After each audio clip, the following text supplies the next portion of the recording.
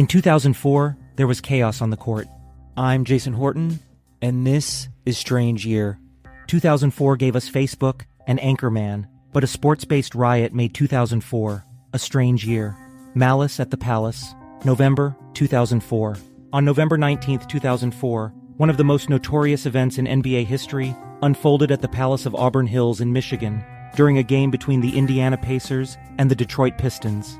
This brawl, known as the Malice at the Palace, went far beyond a typical on-court scuffle and had a lasting impact on the league's culture, security protocols, and player-fan relationships.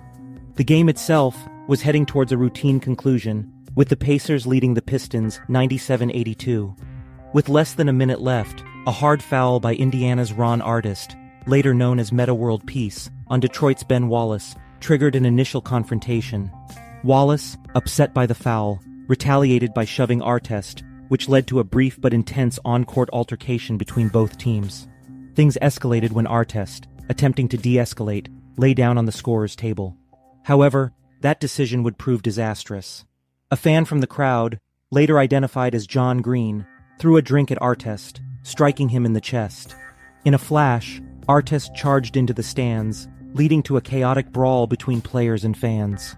Fellow Pacer Stephen Jackson joined Artest in the stands, and the situation spiraled out of control as multiple players, fans, and even security got involved.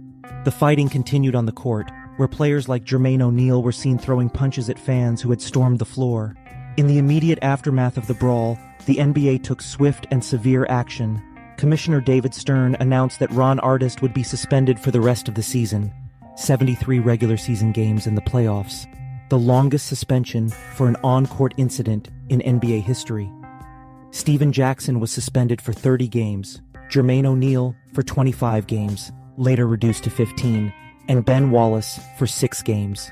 In total, 9 players faced suspensions, and several fans faced criminal charges, including the fan who threw the cup at Artest. The legal consequences extended beyond the court.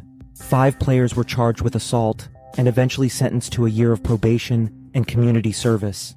Several fans also faced charges for their involvement. Lawsuits flew in all directions, with both players and fans seeking damages for injuries sustained during the melee. The Malice at the Palace forced the NBA to reconsider its relationship with fans and address player conduct. One of the immediate effects was a revamping of the league's security policies.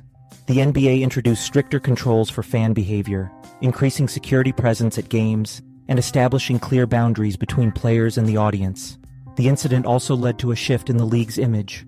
At the time, the NBA was criticized for its so-called thug culture, a stereotype that unfairly targeted African-American players.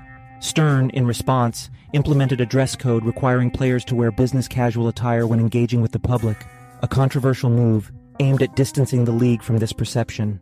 The NBA also placed a heavier emphasis on improving its public image by promoting community engagement and fostering better relationships between players and fans. The Malice at the Palace remains one of the most talked-about events in sports history. Its footage is repeatedly played in documentaries and sports retrospectives, including the critically acclaimed 2021 Netflix documentary, Untold: Malice at the Palace, which provided fresh insights from those directly involved.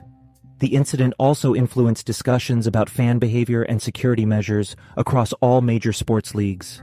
While many view the Malice at the Palace as a dark moment for the NBA, it also served as a turning point in how the league handles player conduct and fan interaction.